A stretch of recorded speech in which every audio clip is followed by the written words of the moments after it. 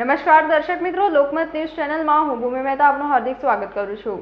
તારીખ 12/5/2024ના રોજ રાત્રિના સમયે પાપોદ વાઘોડિયા રોડ પ્રભાતનગરના નાકે પાસે જાહેર રોડ ઉપર શિવમ કહાર તથા લાલી કહાર બંને ભેગા મળી તથા તેમની સાથે બીજા ઈસમો શિવમ કહારના જન્મદિવસની ઉજવણી કરવા સારું મોડી રાત્રે રોડ ઉપર 20થી 25 જેટલી કેક લાવી બૂમાબૂમ કરી ચીલાચીલીઓ પાડી જાહેર રોડ ઉપર ફટાકડા ફોડી જાહેરમાં ત્રાસદાયક કૃત્ય કરી પોલીસ કમિશનરના જાહેરનામાનો ભંગ કરી પોલીસે તેમને જાહેરમાં આ પ્રમાણે કૃત્ય નહીં કરવા સમજાવવા જતાં આ બંને આરોપીઓ તથા તેમના મિત્રો સાથે મળી પોલીસની કાયદેસરની કાર્યવાહીમાં અવરોધ ઊભો કર્યો હતો।